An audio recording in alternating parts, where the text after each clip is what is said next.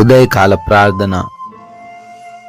అత్యున్నతమైన సింహాసనమందు ఆసీనుడయుండి నిత్యము వేవేల దేవదూతల చేత పరిశుద్ధుడు పరిశుద్ధుడు పరిశుద్ధుడు అని గాన ప్రతి గానముల చేత కీర్తించబడుతున్న కొనియాడబడుతున్న మా తండ్రి, మీకు స్తోత్రాలు నాయన, స్తుతులు వందనాలు చెల్లిస్తున్నాం ప్రభువా.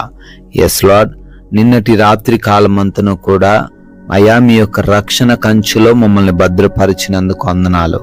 ఏ బిడ్డకు ఏ సమస్య, ఏ ప్రమాదం, ఏ ఇబ్బంది కలగకుండా కాపాడినందుకు స్తుతులు చెల్లిస్తున్నాం ప్రభువా.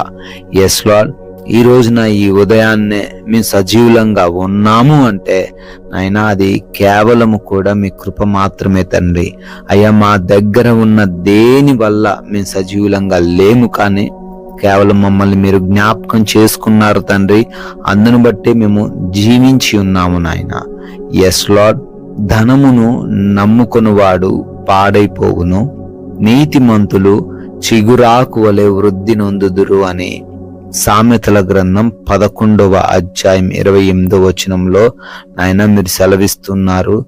ఎవరైతే ధనాన్ని నమ్ముకుని ధనమే మాకు అన్ని విధాల ఉపయోగముగా ఉంటుందని అయా మిమ్మల్ని వదిలేసి, కుటుంబాలను వదిలేసి ఈ లోకాన్ని అసహించుకుంటూ జీవిస్తున్నారు నాయన, వారు తండ్రి చివరికి సమస్యల్లో పడతారంటున్నారు. కానీ ఎవరైతే అయా మీ యొక్క వాక్యాన్ని చేత పట్టుకొని వాక్యానుసారంగా జీవిస్తూ ఉంటారో వారు తండ్రి చిగురాకు వలె వృద్ధి చెందుతూనే ఉంటారని, వారి వృద్ధిని ఎవ్వరూ ఆపలేరని, వారు అన్ని విషయాల్లో తండ్రి ఉన్నత స్థానంలో ఉంటారని, వారికి ప్రతి విషయంలో మీరు తోడై ఉండి అభివృద్ధి దయచేస్తారని చాలా సుస్పష్టంగా వాక్యం ద్వారా సెలవిస్తున్నారు.